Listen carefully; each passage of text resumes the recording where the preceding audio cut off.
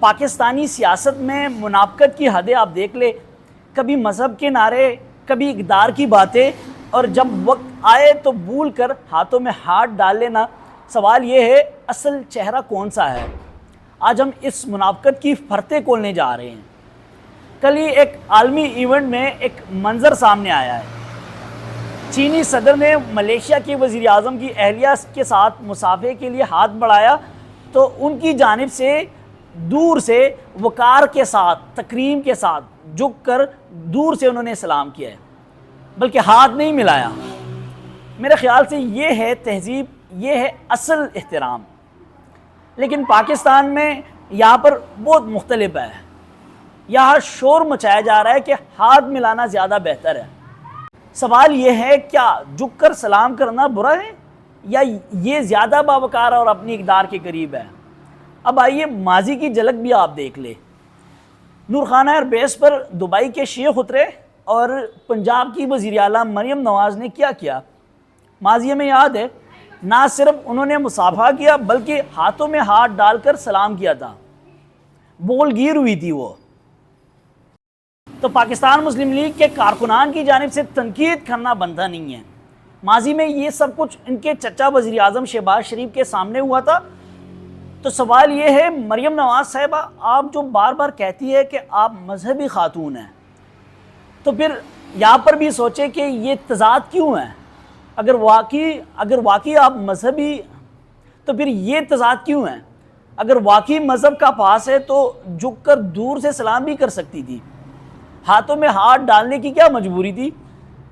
اگر دیکھا جائے یہ رویہ صرف تضاد نہیں ہے، یہ دغلا پن ہے، یہ منافقت ہے، یہ وہ دو چہرے ہیں، دو بیانیے ہیں جو قوم کے ساتھ کھیلنے کا کھیل ہے۔ وقت آ گیا ہے کہ مسلم لیگ کے کارکن اور جتنے بھی ورکر ہیں وہ آنکھیں کھولے اور اس طرح کے بیانات کا دفاع بالکل نہ کریں۔ پہلے اپنے لیڈروں کے عمل کو دیکھیں، پھر دوسروں پر تنقید کریں، کیونکہ سچ یہ ہے جھک کر وقار کے ساتھ سلام کرنا زیادہ بہتر ہے بجائے اس کے کہ ہاتھوں میں ہاتھ ڈال کر مذہبیت کے دعوے خود ہی جھٹلا دیے جائے۔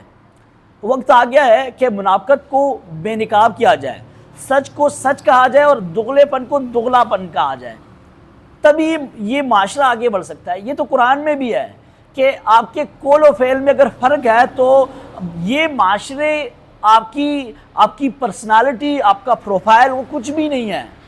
آپ کے قول و فعل میں فرق ہے، آپ بولتے کچھ اور ہے، کرتے کچھ اور ہے۔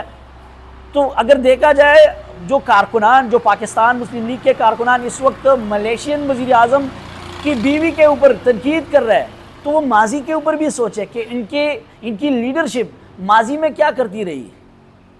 مطلب آپ خود کو مذہبیت کا لبادہ اوڑھ کے آپ کہہ رہی ہے کہ میں مذہبی خاتون ہوں، اور کسی شیخ کے آنے پر آپ ہاتھوں میں ہاتھ ڈال کے آپ سلام کرنے، استقبال کرنے پہنچ جاتی ہے۔ تو پھر یہ یا تو پاکستان کو آپ یہ مذہبیت کا نعرہ ختم کرے، آپ یہ ختم کرے کہ لا الہ الا اللہ کے نام پہ یہ بنا ہوا ملک ہے، آپ اس کو سیکولر ڈکلیئر کرے۔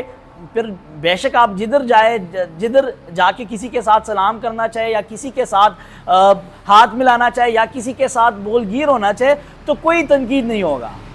اب آپ لوگ تنقید کریں گے کسی کے بہتر عمل پر تو تنقید کا سامنا آپ کو بھی کرنا پڑے گا، کیونکہ آپ کے کاغذات بھی ماضی میں صاف نہیں تھے۔ ماضی میں بھی آپ جو کچھ کر چکے ہیں وہ بھی اب پن ڈاؤن ہو چکا ہے، وہ جو تاریخ دان ہے وہ لکھ چکے ہیں، وہ ختم نہیں ہو سکتا۔